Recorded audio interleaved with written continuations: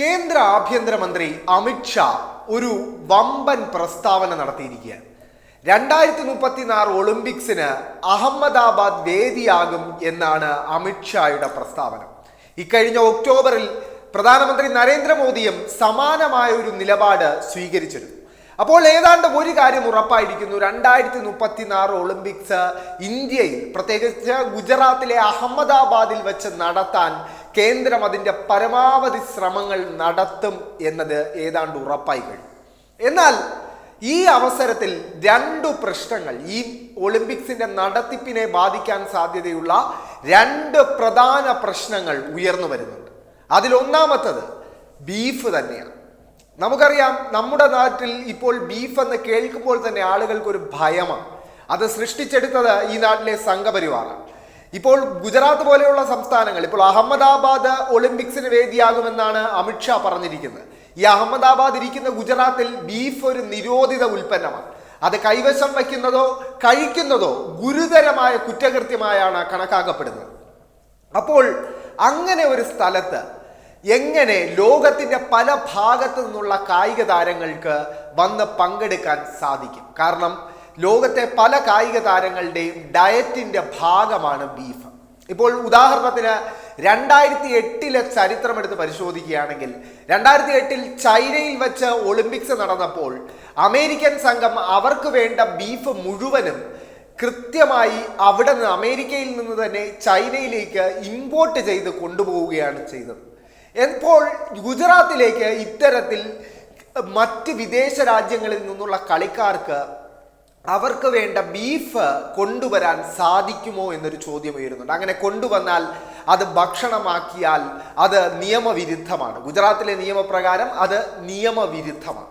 ആ നിയമത്തിനെ എങ്ങനെ നേരിടും എന്നതാണ് ഉയരുന്ന പ്രധാന പ്രശ്നങ്ങളിൽ ഒന്ന്.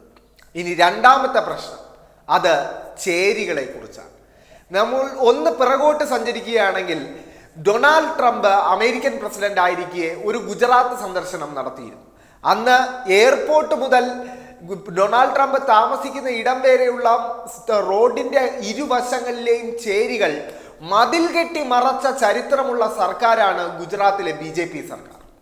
ആ BJP സർക്കാർ ഒളിമ്പിക്സിന് വേദിയാകാൻ പോകുന്ന അഹമ്മദാബാദിലെ ഏക്കറു കണക്കിന് വരുന്ന ചേരികൾ എന്ത് ചെയ്യാനാണ് ഉദ്ദേശിക്കുന്നത് എന്നൊരു ചോദ്യം ഉയരുന്നുണ്ട്.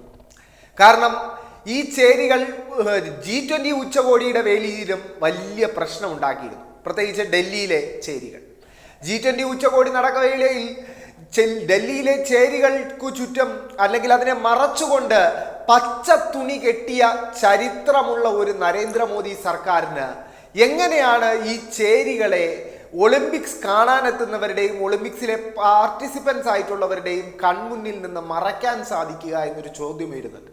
കഴിഞ്ഞ 25 വർഷമായി BJP ഭരിക്കുന്ന ഗുജറാത്തിൽ ഇപ്പോഴും ഏക്കർ കണക്കിന് ചേരികളുണ്ട് എന്നത് ഒരു അത്ഭുതമായി ചിലർക്ക് തോന്നിയേക്കാം. പക്ഷേ അതാണ് വസ്തുത.